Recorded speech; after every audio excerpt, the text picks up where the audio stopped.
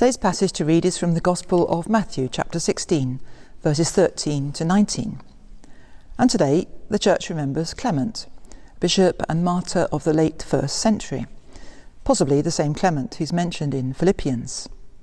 He's said to have been martyred by being tied to an anchor which was thrown into the sea. Horrific. Clement wrote a letter to the Corinthians, which is not included in our New Testament, but which survived. And scholars use it to try to piece together information about the organisation of the early church, which was developing at the time. The Gospel set for today, during this season of the Kingdom, includes the commissioning of Peter with the keys of the Kingdom. Keys are accordingly the symbol for Peter, and we have several images of that around our cathedral as he's one of our patron saints. Peter was endowed with the keys because he was the first to speak out his conviction that Jesus was the Messiah, the Son of God. We could say he first discovered the key to Jesus' true identity and significance, or at least he was the first brave enough to say it out loud. I have to admit that I'm not keen on the idea of binding and locking in relation to the kingdom. I'm much keener on opening, unlocking and loosing. And it seems to me that that's what Jesus did in his ministry all the time, set people free to live more fully.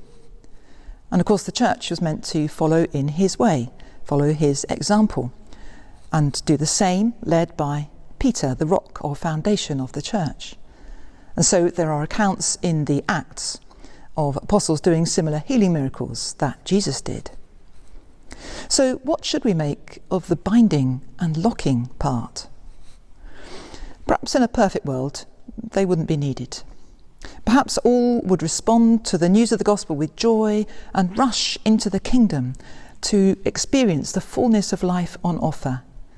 Open gates, open doors, open access would be all that was needed. But it's not a perfect world, as we all know, to our cost. There's a great deal of indifference to the gospel and also much opposition. Truth and goodness, sincerity and love are in short supply and are often trampled on, desecrated, disregarded. Sometimes people steal from our cathedral and from other churches, and we use CCTV to deter that.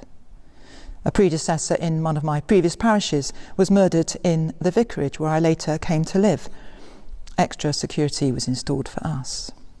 And much, much more seriously, around the world today, many Christians are persecuted for their faith. Poor Clement fell foul of the authorities as he was a prominent leader as a Christian in Rome. Like countless other martyrs, he lost his life rather than renounce his faith. The powers of evil should not be underestimated. They were defeated decisively at the resurrection of Christ, but they still operate in the world around us. The kingdom needs some protection against attack. Sometimes we need to make a stand against evil. And if someone was going to attack my house and my family, well, I would certainly lock the door and try to keep them out. Jesus promised us that the gates of Hades would not prevail against it, against the church, the community of faith. It's an ultimate promise, not an immediate one. Many of those listening themselves died for their faith, not to mention Jesus himself, of course.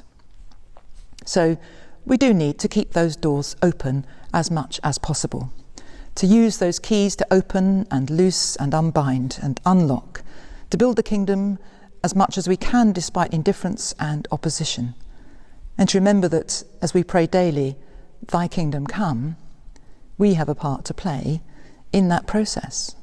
Peter and Clement and all the rest have passed the baton to us now.